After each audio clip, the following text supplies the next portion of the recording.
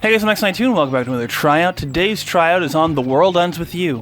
I'm mostly going to be talking about the Nintendo DS version because I bought that one, but I have played the final remix version on Switch a little bit. There was a game trial on the Switch back a while back, and I happen to have an hour's worth of footage, so I can sort of compare and contrast a little bit between this DS, the original DS version, and the Switch version. Playing Final Remix, I didn't really jive with the controls, so I wanted to find a copy of the DS game so I could try it in its original context and see if maybe the adapting of the ideas that were going on the Nintendo DS to more modern platforms didn't really make it all the way through, like it didn't quite work out, just so, you know, I could check it out. So at a con I came across this physical copy and I was like, yeah, it's right here.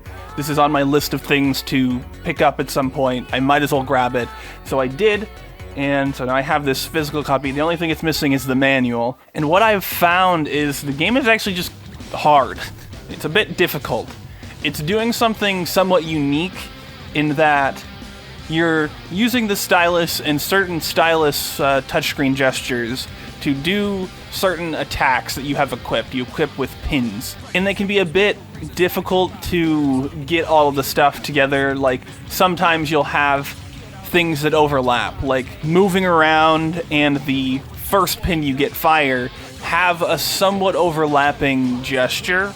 And so you might be trying to drag yourself to move around, but if you've missed yourself, you end up dragging around, which does the fire attack. And that's just sort of the beginnings of the potential difficulty here, because as you get a little bit further in, you're introduced to the full combat system, which involves using two different characters on the different screens. You have one character on the bottom screen and one character on the top screen. And so on the bottom screen, you're doing gestures with the stylus, and on the top screen, you can input with the D-pad or the face buttons, if you are left-handed, to control what the top screen character is doing.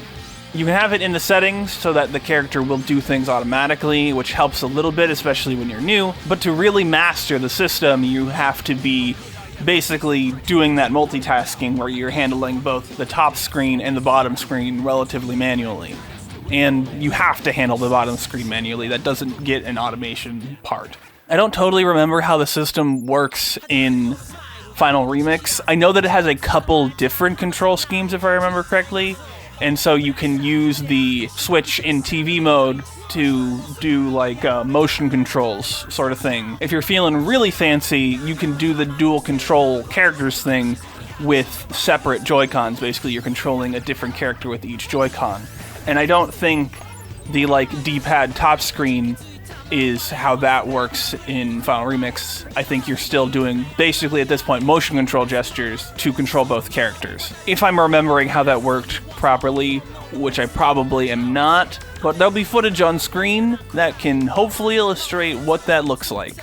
And so I think the learning curve and getting into this is a bit steep, and you don't unlock the easy mode until you've gone through a couple of the early encounters which I lost several times. So if you're coming into this as a newcomer, that might be a hurdle that you have to figure out how to get over. I think what probably is one of the main draws of this series, and even games sort of like it, are the styles and the aesthetics that it takes on. This is a very distinct style, and it's also representing a specific period of social culture in a very specific place. It's just like this mid-2000s Shibuya aesthetic that it's representing. It's really interesting when you find games that do that take like a place and a time and are sort of like a time capsule of that moment. Games like the Yakuza series, the Persona games, Akiba's Trip, and even like outside of video games into things like Durarara and Kaguya-sama, and even like Scott Pilgrim for a more Western example. They really like take a very specific place and time and create a representation of what it was like. Maybe it was just then, maybe that's when it was made, or, you know, it's somebody looking back and recreating that space, like say in Yakuza 0. I think it's really interesting that you get to see sort of, that's a representation of what that world was like. And I think this is an example of that makes it really interesting just without even having to consider the unique gameplay. I don't think I'm far enough into the story to really make any statements about it, but it does set up, you know, an interesting basic mystery. Your protagonist is an amnesiac in Shibuya. Everyone else seems to know to some extent what's going on besides you, and so the Reapers game.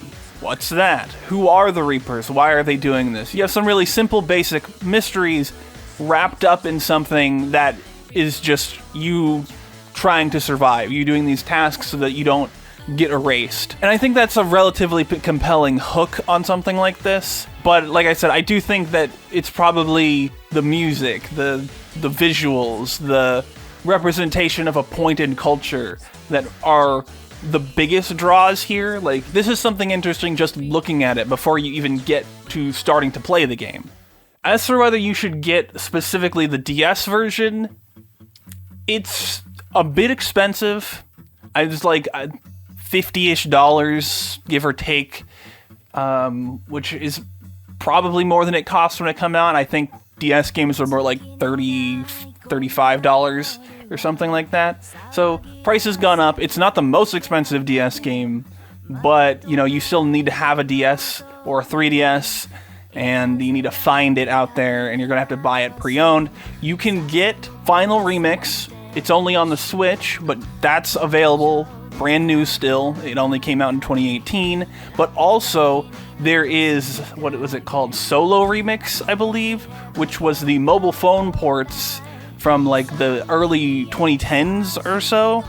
And as far as I can tell, those are both still available on Android and an iPhone. Those are also an option. You have some options here to really pick your poison, I guess. You know, I'm sure that they all have shortcomings in some way, and Final Remix is the one that's going to be the most complete in terms of content. So maybe pick up Final Remix or even Solo Remix on mobile instead, or even potentially just go straight to Neo. Neo has a more modern control scheme made for modern consoles like the Switch, the PlayStation 4, and PC. That's a lot easier to get if you don't necessarily have a Switch. It's on more platforms, and I'm assuming that since it is on platforms that the first game isn't, and from a little bit of research that I've done where it has new characters, it's something you can relatively pick up on its own without having to experience the original. But the original has also been adapted into an anime, so maybe you're gonna just watch the anime and play Neo. There's options. You have ways to traverse this, and it doesn't necessarily involve having to try and find a DS game from like 2007. You got options. As for me, I'm probably going to continue playing the DS version rather than pick up Final Remix, at least right now. Maybe someday in the future I'll pick up Final Remix and do a playthrough after having done this, just so I can have there's more content connecting more directly with Neo The World Ends With You. That might be something you want to experience, but, you know, I don't know. I am going to say pass with a question mark. Like I said, I think the game's kind of difficult, so I'm not sure if I'll get to finishing it, but I'm gonna keep trucking along and see if I can figure some stuff out and get the hang of it. And I think I'm going to play the demo for Neo that's on the Switch, because there is a demo I forgot to mention for that one, not for Final Remix, but for Neo The World Ends With You. But yeah, I don't know, this has been a bit ramblier than most episodes, so I'm just going to be done now. I don't know. Got a description, you find a beacons.ai link. I'll take it all sorts of places like my Twitter, Patreon, Bandcamp, Redbubble, etc. Click that link, go to those places, do what you do there. Like the video if you liked it, dislike it if you didn't. Subscribe if you want to keep up with what I do around here. I do this show, among other things, so subscribing will hopefully let you see that stuff. Leave a comment. Have you played The World Ends With You? Have you played any of the other ones? Have you played the phone game? Have you played Live Remix? Did you somehow get to play that? Leave a comment. Share the video. Do the things. Anyway, thanks so much for watching, and I'll see you next time. Bye!